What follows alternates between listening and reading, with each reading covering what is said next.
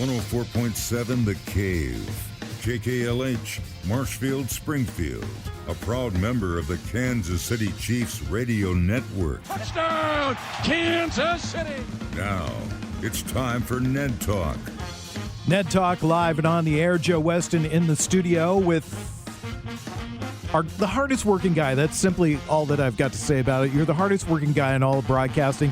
He was at a photo shoot early this morning, but he's here now, and he's broadcasting live in the studio with us. Ned Reynolds. Ned, how are you? Is a euphemism for dumbest announcer in the business. Oh, come on. Stormy Davis back with us today. Stormy, how are you? I'm doing great. I just want to know, was it Calvin Klein or GQ? Neither. Okay, well. This is old, the poster child for old folks home is what it is. Well, we've got a big game today. Any game that's in division is a big game for the Kansas City Chiefs. They take on the Denver Broncos, and it is snowing in Denver. And as it happens, we have a very special guest. Kevin Beatty is with us today, and he is a former sports writer for a college newspaper in Colorado, and he is also probably the most knowledgeable sports person outside of your father-in-law is pretty sports knowledgeable too, isn't he, Kevin? Are you there? But I mean, a couple tiers below. Yeah. So let's talk about the game today. One of the first things that we wanted to talk about is that the line has dropped significantly over the last little bit. What's your thinking on that? Is it the weather or what? Well, not that I pay attention to gambling lines at all, but I did see it drop. I got my throwback Terrell Davis jersey on. I'm looking outside. It's a little snowy, not too windy. I think it's mostly the weather. We weren't sure if it was going to come in, and it did, and it's going to be snowing throughout the game. So that's my guess. There's the key, and I fully agree with you, Kevin. I think that probably is the reason for it. This is not the first time the Chiefs and the Broncos have played in snow. As a matter of fact, the last time was in Kansas City, and the Chiefs were able to mount an attack. What would you look for today, and which team would be the most adversely affected by snow conditions and cold? So, I mean, both teams are kind of used to it, right? It's not going to be a huge thing, I don't think. I think it'll hurt us a little more. We got a bit of a young secondary, and Mahomes is kind of a wizard. So, you know, the traction when the receivers know what they're doing and the D-backs don't know what they're doing. I think advantage would be Chiefs there. It sure would be nice to have some home field advantage with some fans and some noise to mess with the snap counts and some of the other things that Denver does really well as a fan base, but obviously we won't have that today. So I would say advantage Chiefs, and it hurts me to say that. Even under optimum conditions, Kevin, the Broncos do run the ball pretty well. Melvin Gordon and Phillip Lindsay, that's a really good running back tandem that they have. Drew Lock is a Missourian. Heck, he's a Missouri Tiger from Lee's Summit, so he certainly identifies very strongly with what he'll be facing. But do you see more of a ground game today from both teams? So for us, I would say yes. We got a bunch of injuries. Our best wide receivers out. The problem with the ground game for us is that our offensive line kind of stinks. So we'll see. I think if they get Lindsay out in some space, he could do some damage. I think we'll see a bunch of kind of short passes so Locke doesn't take too many hits. But yeah, he's from Columbia, right? So he knows what this weather's like. He played in the Big Ten. I do see a bunch of running. And you guys, is Le'Veon Bell going to play today? He probably is. He's certainly going to suit up, and I would suspect that he'll see spot duty. Now, he's really only been with the Chiefs for, realistically, about 3 or 4 days now, and he is not acclimated to the Reed style of things. But he's also an old pro. He'll be fine. I don't think he'll see that much action, but in certain situations, yeah, I suspect he'll be in there. Let me ask you this question, Kevin. Kevin. There a little bit to protect Mahomes, too. That's a better blocker. He is a very good blocker, yes. Let me ask you this question, Kevin, because I'm not familiar. Is Denver's not allowing any fans into the stadium currently? So they did allow some last week, and it was mostly kind of like priority season ticket holders. And then you'd have to sit with your families. But I think it was 5,000 was the max. And we've seen that with more I don't teams. I don't even know if that many people would want to go to those. Yeah, but I'll tell you, Kevin, and you certainly remember this back in the old days when football was the king in Denver, and probably still is in a lot of respects. That place would be sold out even with the snow conditions. Right, and that's why this, COVID stuff really, really hurts the Broncos, because in games like this in the division against the Super Bowl champs, we could get loud and we could screw them up a little bit and just use momentum, get a turnover here or there, and that's not in play today. So let's talk a little bit about the effect of COVID-19 in the Denver area and in the state of Colorado. Here in Missouri, it appears to be spiking a little bit. I don't think it is so much here in the southwest part of the state, but across the state it has been. How about out in Colorado? What's the circumstance? So we played by the rules pretty early on here, and our numbers really flattened out quickly. Not all schools are back to normal. My kids are actually at a physical school, which is great. But, of course, numbers are now spiking again, and part of that's just because we're testing a lot more. Mm-hmm. But, yeah, I mean, it's kind of the same as everywhere else. Like, masks everywhere, no gatherings. Pretty similar. What's the prognosis for the Broncos? I mean, you've got a coach in his second year. I believe it's his second year as a coach, head coach with the Broncos, and you've got, like you said, a young team. What are you seeing that's giving you hope for a team that's kind of struggling? I mean, they won 2 in a row, but they're still considered a bottom-tier team right now. I mean, you guys have another 30 minutes? Because there's a lot of layers to it. I think you always got to start with the quarterback, right? Sure. A little TBD on Locke, but we like him. He's got the arm. He can move around. So our last QB with Flacco, that was a disaster. He couldn't move. And our O-line's not great, so you got to be able to shift a little bit to get your throws out. And then it seems like he has the locker room, which is huge. So if he's got that and he's got the physical tools, great. We got some receivers, and I don't know if you guys noticed, but in the draft, we took a bunch of skill, fast, offensive guys. And it's because of the Chiefs. If we're going to compete with them for the next, Mahomes signed a 10-year deal, and you got Tyreek, and you got Kelsey, and you got all these weapons, we realized we had to kind of match up with you. The biggest problem I see is when you prognosticate what's coming is the ownership. So Pat Bowlen passed away. He has 7 kids from 2 different women. A lot of them very sharp and well-educated and invested in the team and there every day working. But it's going to get ugly. And what do you do when you don't have an owner? He used to give us all the direction in the world. He brought John Elway in. But there's no direction from the top. And I think that's our biggest challenge right now is figuring that out, having clear direction from the ownership when it comes to salary cap, just direction of the team, who's in charge. There's rumors of Peyton Manning maybe coming in the front office, which I think would be a good thing. But all those unknowns kind of lead you to what I would call just no man's land. You're not going to be great. We're not going to suck, but then you're just in the middle, and then you get crappy draft picks, and kind of an apathetic fan base a little bit. So, long-winded answer, but that's kind of how I see it. Kevin, under the Bowlen ownership, did you find the team to be satisfied with mediocrity, or was he an out-and-out go-getter? Let's win. Let's throw all caution to the winds. Oh, he was a genius, and he stayed out of it. Right? If you contrast him with like Jerry Jones, who's in the middle of everything and was kind of playing GM role, Bowlen said, "Go do this, but we're winning, and we're going to win every year, and we're not going to reload, we're not going to reshuffle, we're not going to tank." And there's a reason he's going to the Hall of Fame, unfortunately, posthumously. Well, the Denver Broncos still got a lot of strengths with them. Philip Lindsay's having a good time so far, had 100+ yards last week. Then the defense went lights out.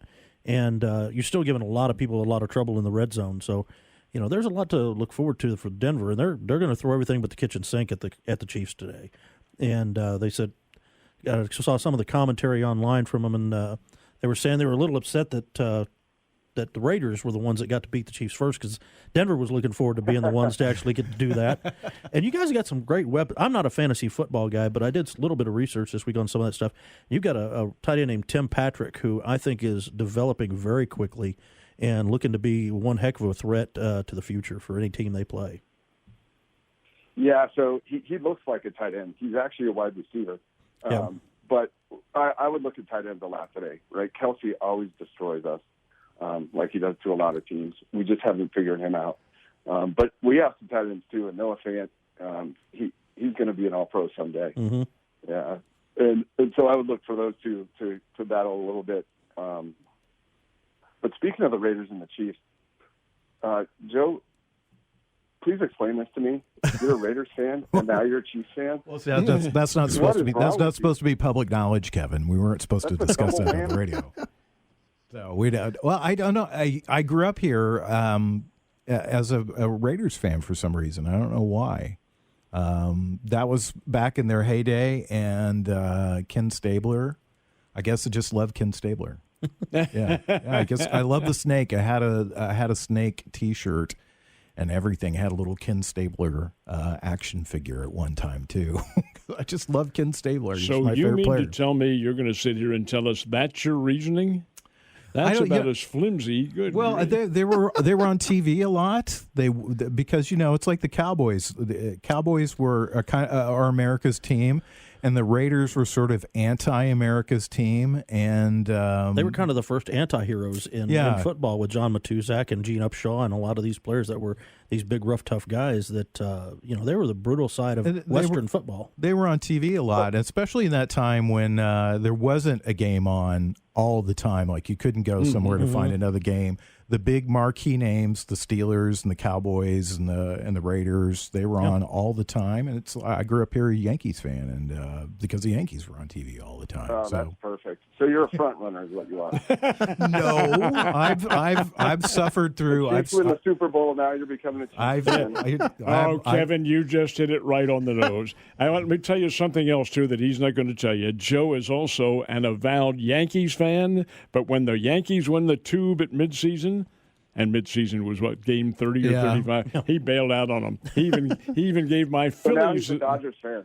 No, gosh, oh no! Please don't. He bailed on baseball. Period. Please don't ever say that. Yeah, I was just interested in the season just because it was so messed up. Yeah. So give us a prediction for today's game. Obviously, the toughest games the Chiefs have had so far this year have been from AFC West rivals. The Chargers gave them all they could handle. Yes. And, of course, the Raiders beat them. And it seems to be the little formula that the Chargers and the Raiders came up with is play a zone defense with tough pass rush. Can the Broncos duplicate that? So I think that's the blueprint, right? And Nick Chubb, our first-round pick, who got hurt last year, we obviously don't have Von Miller. But we're coming along a little bit more. I'm getting pressure of the quarterback. The problem is Mahomes is hard to catch. But the weather might help us a little bit. I do think we'll slow it down. That spread moving to 7, I think it should be more like 8 or 9, somewhere in between there and 10. I think it'll be close for a while. Nick Fangio's a defensive guy, like I said. He has some answers teed up. I think it'll be close to the fourth quarter. The problem is our coaching staff loses a lot of games in the fourth quarter, whether it's decisions on timeouts or clock management or when to kick a field goal or when to go for 2. We don't seem to have that figured out. And I'm going to predict you guys win by 7 and kind of hit the line right on the head. Kevin, that's interesting you bring up because I absolutely fully agree with that scenario that you just stated. However, the caveat to it is this. Kansas City went to a running game last week, ran, I think, for 245 yards against the Buffalo Bills. They're not a running team. They are a finesse passing team with Mahomes doing all that work. All right, having said that, they ran last week with Clyde Edwards-Helaire getting most of the runs.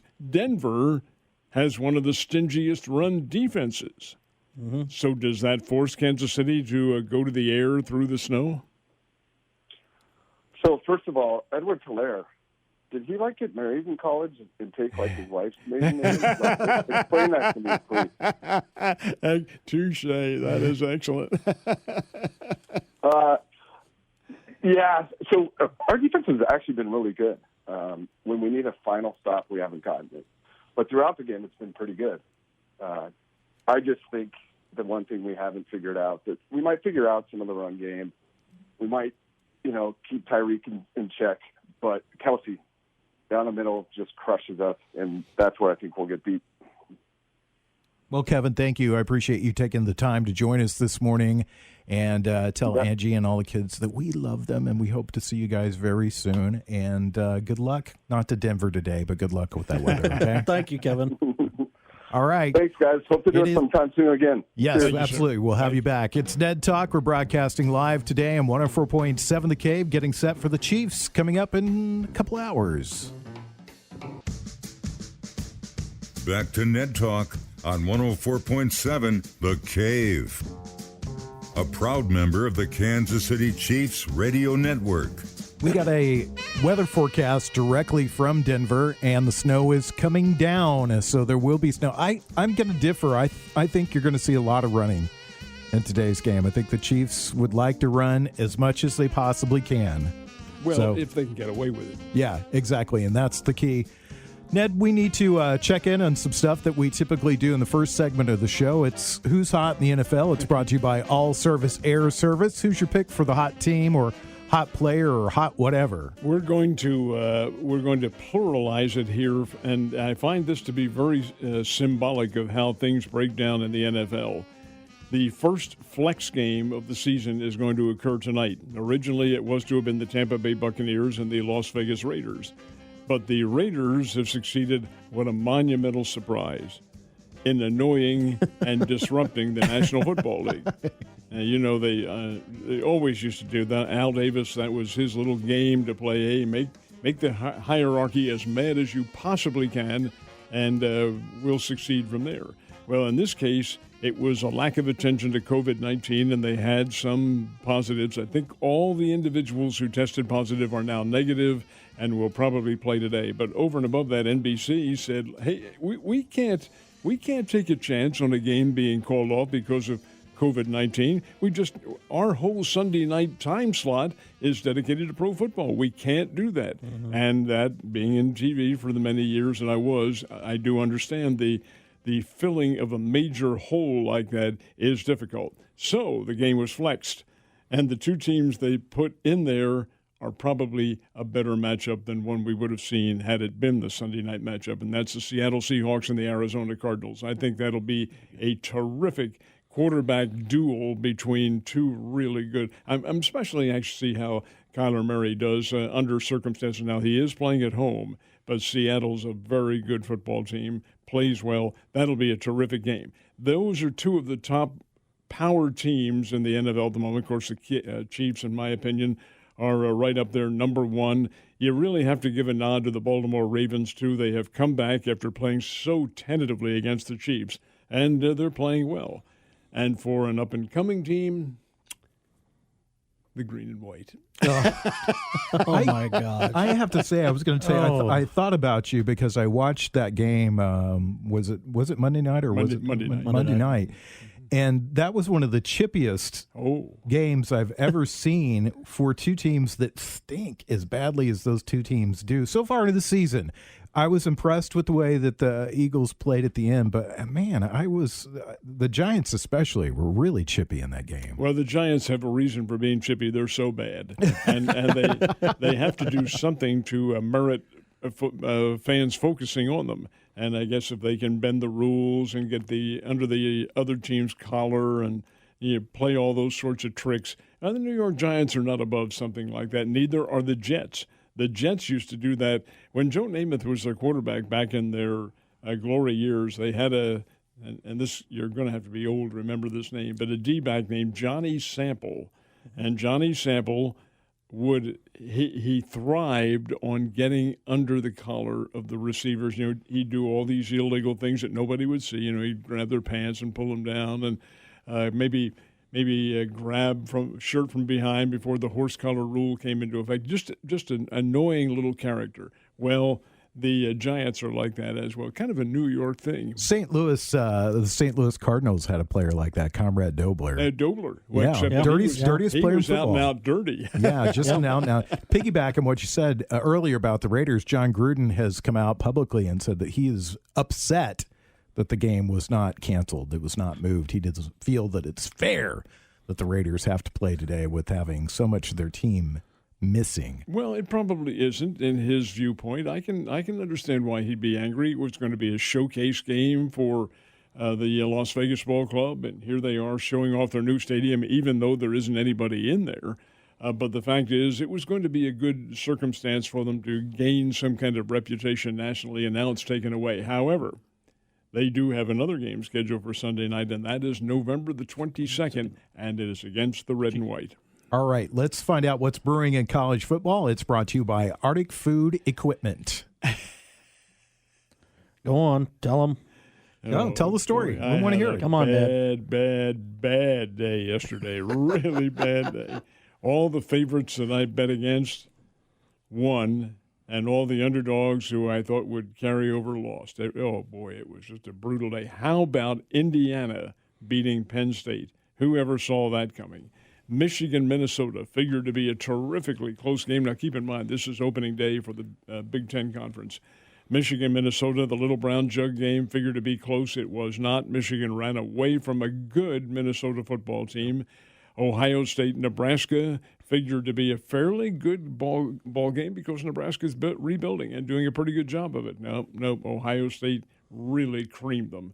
Here's LSU, which Missouri beat a couple of weeks ago. Take the field against a good South Carolina team, run them out of the ballpark. How do you figure these games? It's so imprecise, and a lot of it has to do with the COVID-19 virus, yes, but a lot of it has to do with the change in schedule and the fact that the teams are not playing on a regular basis, or their games are very much in jeopardy and in limbo, and it's hard to get yourself mentally adjusted. I'm thinking that's what the reasons have to be.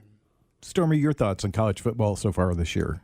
Well, I mean, you got to set it best by Ned's story and what he said, because it's just been so unpredictable because of all the different factors in it. I mean, I'd hate to be one of these coaches from the psychological aspect working with these teams. You know, the SEC is a little different in that they knew where they were going early on, and so they're pretty focused. But, boy, these others that are coming in, it's just chaos because – you know, you're going to have certain players that, you know, that weren't tested positive, but they were near somebody who was, and so they've got to do an isolation periods and all this. So you've got other players that, oh my gosh, what do you mean I'm going to play? And who are not expecting it. And once in a while you get a few of those, and they can mess up the entire offense or defense because it's a complete surprise to them. It's like, oh my gosh, I'm actually out here playing. And I was told I wasn't going to play this year. But, Joe, in terms of overall strength of teams, I think there are two that really stick out more than anybody else. Number one Clemson. Yep. They're really, really, really good. They buried Georgia Tech in Atlanta 2 weeks ago, 73-7. And yesterday they took on a team that's even worse than Georgia Tech, Syracuse. And while it was a closer margin, 46-21, that's not. No, it wasn't really. Clemson could have named the score against them. It was total domination. Yeah, Clemson is a really, really solid football team, but so is Alabama. Yes, I watched Bama play. They did lose their top wide receiver yesterday on a. What on earth is he doing on a kickoff return team? He caught the kickoff and broke his ankle on the opening kickoff. And so he is out for the year. That's a surgical repair. But, hey, what do you do when your star player, when you're Alabama or Clemson? You reload. Exactly. Absolutely. Hey, A1 over here, get in off the bench. You're as good as he is. And there's their challenge right there. That's how they recruit. They recruit depth. Yes. And depth makes a huge difference. Here's the play, incidentally, in which the kid broke his ankle. Yeah, we're watching. We have that 4-letter network on TV right now. Let me ask you a quick question, just to I can't say it. Let's have you predict into the future, because college football runs in cycles. When do you see the Clemson-Alabama cycle possibly ending? Or do you? No, I don't. I don't see it ending. If it were to end, if I'm going to ask for a prediction along those lines, it'll be Clemson that ends before Alabama. Yeah. Yes. Alabama is so tradition-oriented, and they play a consistently tough level. LSU, Florida, Mississippi State, Tennessee. Hey, these are all solid football teams. There is an interesting game coming up, guys, on November the 7th that I want you to mark down. Of course, NBC and their great wisdom, seeing a lot of money to be made on this one, has made it a night game at South Bend, Indiana, where the lights will be on, and where on November 7th it will be cold because it is always cold in South Bend, Indiana. But Notre Dame plays Clemson that night. If Clemson's going to lose anywhere along the line, that's that going to might be it. I don't see it happening, but there's the possible upset right there. Well, we're about 25 minutes away from Art Haynes and the crew taking over to do the pregame show. Kickoff is coming up just a little bit after 3 o'clock this afternoon. It's Ned Talk on 104.7 The Cave. Back to Ned Talk on 104.7 The Cave. A proud member of the Kansas City Chiefs radio network. It's Ned Talk on 104.7 The Cave. I'm Joe Westen, joined by Ned Reynolds and Stormy Davis, and we are 19 minutes away from the pregame starting. Let's check in with Stormy and find out about our fantasy pick of the week. It's brought to you by Fazoli's. Well, I'm going to go with the guy I talked about earlier when Kevin was on the line, and that's Tim Patrick, actually, with the Denver Broncos. He's developing well and is one of those players who could just come out of nowhere and start bringing in points and runs for these teams. So I think he's got a great potential for the future. We'll have to see what he does, but and again, I'm making a fantasy pick for the guy who doesn't play fantasy football. I'm surprised. I figured you would be a fantasy football guy. I would love to if I had the time. My gosh, I really would. But I've got so much going on. I do need some sleep here and there. Okay. Let's check in again with Stormy on our injury report. It's brought to you by Morrison, Webster, and Carlton. Well, right now the ones we know about, of course, are Taco Charlton, the defensive end who's out, Alex Okafor, Mitchell Schwartz, and Sammy Watkins for the Chiefs as of right now. We had a few players who were limited play, but I think everybody else is pretty much going to be out there. And then on Denver's side, you've got, and I'm going to butcher this last name. Please forgive me, Jeremiah. That's the Jeremiah Ochochu. That's the big Missouri Tigers. Yeah, exactly. And he's a fine player. Oh, yeah. And then Andrew Beck, Jake Butt, both tight ends. And then also the player that Kevin talked about earlier, Deontay Spencer, is out for the Broncos. The good thing about this is we may have an update before the end of the hour because the last few weeks the Chiefs have been releasing the updates earlier than they have in the past season. So hopefully we're pretty just where we knew we were a few days ago, and we don't have any surprises. So let's knock on Formica because the Chiefs have been relatively healthy this season. I mean, so far they've done really well. Do you see Ned Le'Veon Bell making an impact today? I don't know about the impact, but he'll certainly play. He's going to suit up. He is eligible now to play, and his role will be as a backup to Clyde Edwards-Helaire because he really hasn't had time to absorb the program as perhaps a Shondy McCoy would have because he hadn't played for Andy Reid. And it is a different scheme of things. But, of course, the bottom line is run with the football. The complicated part of it comes with blocking. And Bell is a very good blocker, very good protector of QBs, and Mahomes needs that kind of protection in there. But there are certain schemes that you have in blocking, and I'm not sure that Bell will be able to adhere immediately to something like that. But having him on the field as backup, as depth on a snowy day, I think is very significant, and I think he'll play quite a bit. Let me ask both of you this question and start with you, Ned. Do you see this Le'Veon Bell signing as being – how do you see it compared to the Shady McCoy signing last year? Different circumstance. Both brought in for the same reason. Both are veteran running backs. Both are accustomed to championship-level football, Bell with the Steelers and certainly McCoy with the Philadelphia Eagles. So they know the background of what it takes. What I don't know is the clubhouse effect. McCoy was very good in the clubhouse. He was a very good leader. I have a feeling, and it's really unfair to say because I don't know this, it's denied by everybody, but it has been brought up. This guy is now with his third team after having had internal problems with the previous two, with the Steelers and with the New York Jets, not to mention Michigan State. He had problems up there too. So you have to wonder, what kind of an impact does this guy have? Now, it's the company motive and operation and direction to say, oh, gosh, this is so great. Le'Veon, we're so happy to have you. What's he going to say? I didn't want to be here? Hell no, he's not going to say that at all. He's going to give it a positive response. And the same with the other players, the Mahomes and the Clyde Edwards-Helaire, who says, oh, I'm so anxious to have my learning done from him.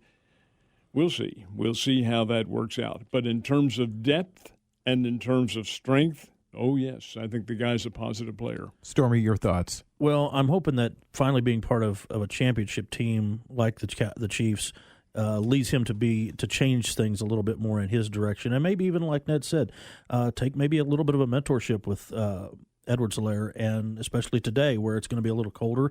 You guys were talking earlier about who's going to suffer underneath the cold and the weather. It's going to be the rookies who may or may not be used to this kind of weather on top of the pressure of playing for a professional team. So hopefully I'm hoping Bell steps up and says, okay, kid, here's what you do. Here's what will help you. Here's a little advice, and helps out. But only time will tell, because Ned said so far in the past he's been a problem everywhere else he's been. Let's hope being a part of the championship team changes that. I got to tell you guys little quick tidbit now. Had an opportunity to visit with Danon Hughes, who, of course, joins Mitch Holtis on the broadcast. And Danon was talking about his days at Iowa and in the NFL when it was cold conditions. He was a receiver. And Danon said, well, I used to cover my skin with my exposed flesh with Vaseline. Mm-hmm. Danon, did that really help you all? Because I've done it and it hadn't helped a bit. Did that really help you at all? And he said, I'm going to level with you. It's more mental than it is physical. Mm-hmm.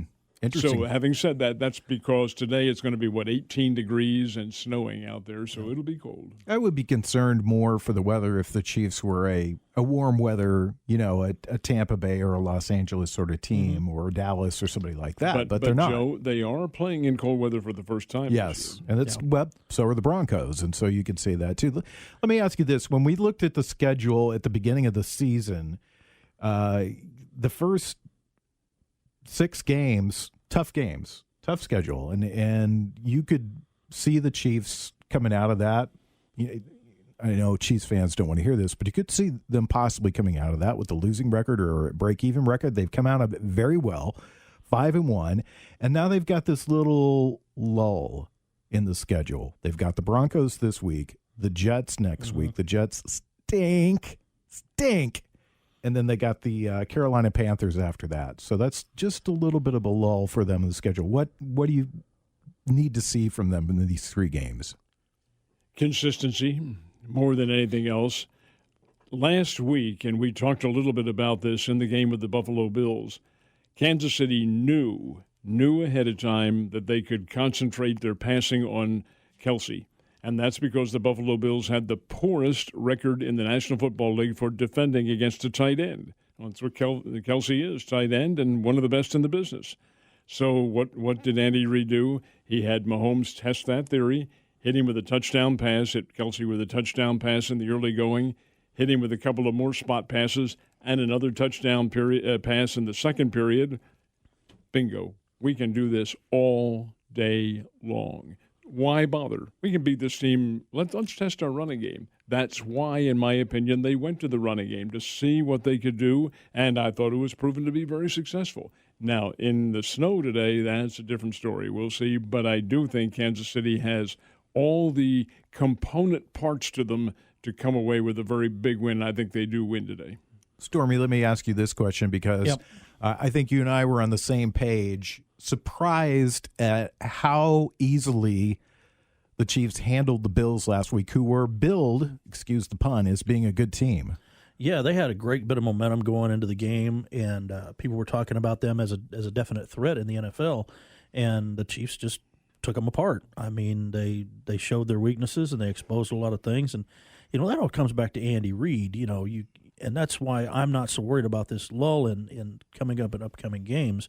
I think it comes down to that Andy will have them playing strong, but also will draw back in certain factors to let certain things heal, to let certain things grow. And, we'll take these teams handily, in my opinion, but I don't think it's going to be these major blowouts like some people would say. I think he'll use it for building. Quick question for both of you. I think that's a great point, Stormy. Ned, your thoughts. Do you think this is almost like an NBA season for the Chiefs, that they're going to, use these games to get ready for the playoffs? I mean, I know they have to win the games, but what Stormy's saying, that Andy's looking at the games and going, well, we can work on this today and we can do this today. Sure. I don't, it's what I said earlier. And what's Stormy, I agree with them completely. That's exactly what you're doing. But are you specifically working on honing your game for the postseason? No, I think it's way too early to do that. But what you are doing is learning where your team is going to be consistently at its best. As if the Chiefs need anybody to decipher that mystery. It really isn't one. They know what they can do best. But there are certain elements of the team that do need to be spruced up a little bit. The defense, that's why the signing of Le'Veon Bell did surprise me a little bit, because I would have gone for somebody on defense. And there's certainly some athletes out there who could have fit that bill. But over and above all that, still, Kansas City is so good, so well disciplined under Andy Reid that, they're going to use this time period to focus their game and get it at a peak right for the playoffs. 9 minutes away from the start of the pregame show. Kickoff coming up a little bit after 3 o'clock this afternoon. You're listening to Ned Talk on 104.7 The Cave. Back to Ned Talk on 104.7 The Cave, a proud member of the Kansas City Chiefs radio network. We're just a few minutes away from the start of the pregame show, just enough time for us to do Ned's Player of the Week. It's brought to you by Mid-Missouri Bank. My Player of the Week this week is going to be on the defensive side of the football for the Chiefs. Now, this young man also has a groin injury. I don't think it's significant enough to keep him out. He'll probably play. But then again, the field is going to be snow-covered. It's going to be very cold, and sometimes those injuries do tighten up and limit the production of this individual. But Chris Jones has not been heard from here in the last couple of games. He will be today. I think he is a key to stopping the Broncos' running attack. He'd be the key to stopping anybody's running attack, for that matter. And I really feel like the Chiefs will dial him in defensively now to put a big barrier in there against whatever Denver is hoping to do in the snowy conditions. So I am going to take Chris Jones and Kansas City's defense as the keys to today's win. Stormy, what do you think? I agree. Jones is, I think, second or third week in full play after that groin injury, so he is in practices. So I think he is back to making big plays and making big changes and rattle, as Ned used to say last year, was rattle the cages of these other teams and be this giant disruptor out on the field. And the Chiefs' defense is looking very good right now, in my opinion, and I think that having Jones out there is that father figure for them to keep doing what they've been doing. And so I'm looking forward to see how this does, because I think also it'll come down to which team's going to break out maybe a little bit in red zone play as well.